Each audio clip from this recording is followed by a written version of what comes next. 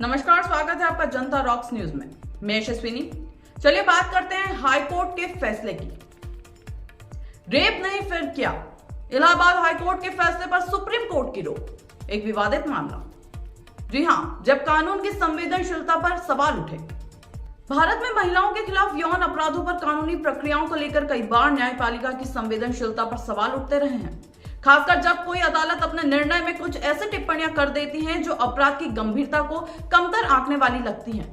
ऐसा ही एक मामला हाल ही में सामने आया है, जब इलाहाबाद हाईकोर्ट ने एक फैसले में कहा कि लड़की के प्राइवेट पार्ट को छूना, पैजामों की डोरी खींचना और उसे घसीटने की कोशिश करना रेप या रेप के प्रयास के अंतर्गत नहीं आता है।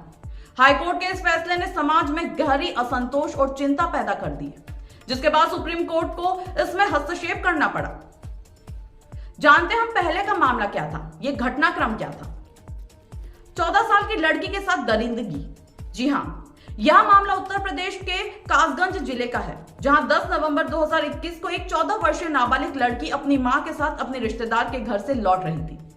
रास्ते में गांव के ही कुछ युवक मिले, जिन्होंने लड़की की मां से कहा कि वे उसे बाइक पर छोड़ देंगे। भरोसा कर मां ने बेटी को उनके साथ भेज दिया, लेकिन कुछ ही दूर जाने के बाद आरोपियों ने लड़की को सुनसान जगह पर ले जाकर उसके प्राइवेट पार्ट पकड़ लिए, उसे पुलिया के नीचे घसीटने की कोशिश की और उसके पैजामे की डोरी तोड़ दी। लड़की की चीख पुकार सुनकर वहां से गुजर रहे 2 लोग मौके पर पहुंचे, जिसके बाद आरोपी वहां से भाग निकले। जाते जाते उन्होंने गवाहों को देशी पिस्तौल दिखाकर धमकाया। पीड़ितों और गवाहों के बयान के आधार पर पुलिस ने मामला दर्ज किया और आरोपियों पर बलात्कार के प्रयास और यौन उत्पीड़न की धाराएं लगाई, जिसके बाद हाईकोर्ट का विवादित फैसला आया। यह रेप का प्रयास नहीं। जब यह मामला अदालत में पहुंचा तो निचली अदालत ने आरोपियों के खिलाफ आईपीसी की धारा 376 और 511 के तहत केस दर्ज करने का आदेश दिया।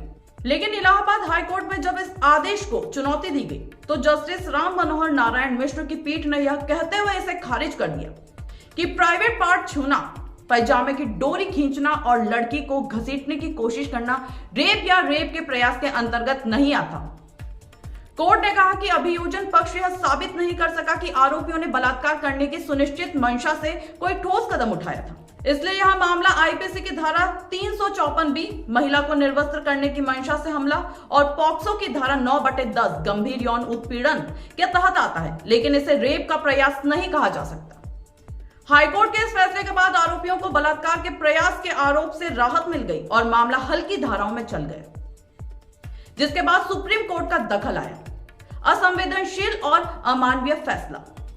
जी हां, इलाहाबाद हाईकोर्ट के इस फैसले की व्यापक आलोचना हुई। समाज के विभिन्न वर्गों, महिला संगठनों और कानूनी विशेषज्ञों ने इसे पीड़िता की पीड़ा का अपमान करार दिया।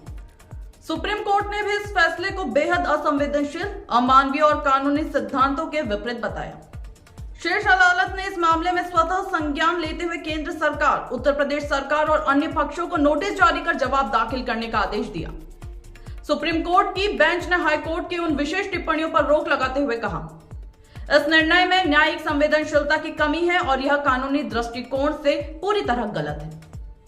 सॉलिसिटर जनरल तुषार मेहता ने भी इस फैसले को चौंकाने वाला बताया है और कहा है कि इससे यौन अपराधों को लेकर एक खतरनाक नजर स्थापित हो सकता है।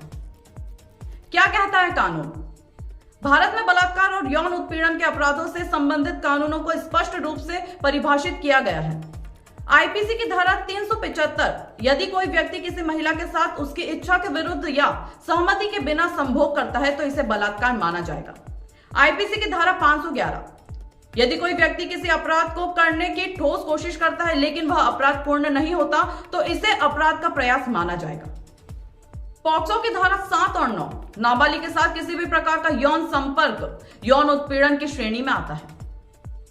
इस मामले में लड़की के प्राइवेट पार्ट पकड़ना, डोरी खींचना और घसीटने की कोशिश करना स्पष्ट रूप से बलात्कार की कोशिश का मामला बनता है, लेकिन हाईकोर्ट के फैसले ने इस अपराध को हल्का कर दिया, जिसे सुप्रीम कोर्ट ने ठीक करने का निर्णय लिया। सुप्रीम कोर्ट का रुख और संभावित परिणाम क्या होगा? सुप्रीम कोर्ट ने इस फैसले पर तत्काल रोक लगाकर यह संकेत दिया है कि यौन अपराधों को हल्के में नहीं लिया जा सकता। अब इस मामले की आगे सुनवाई होगी, जिसमें तय किया जाएगा कि इलाहाबाद हाईकोर्ट के फैसलों को पूरी तरह से रद्द किया जाए या इसमें कोई बदलाव किया जाए। यदि सुप्रीम कोर्ट हाईकोर्ट के फैसले को निरस्त कर देता है तो अभियोजन पक्ष को फिर से अपराधियों के खिलाफ कड़ी धाराओं में मुकदमा चलाने का मौका मिलेगा। यह न्यायिक संवेदनशीलता की परीक्षा है। यह मामला भारतीय न्यायपालिका के लिए एक महत्वपूर्ण परीक्षा भी है। समाज में यौन अपराधों के खिलाफ सख्त कानूनों की आवश्यकता है, लेकिन जब न्यायालय ही ऐसी टिप्पणियां कर देंगे जो अपराध की गंभीरता को कम कर दे, तो यह पीड़िताओं के लिए एक बड़ा झटका साबित होता है। सुप्रीम कोर्ट का यह कदम न केवल इस मामले में न्याय सुनिश्चित करने का प्रयास है, बल्कि यह भी दर्शाता है कि न्यायपालिका को हर हाल में पीड़िता के अधिकारों और उसकी गरिमा की रक्षा करनी चाहिए।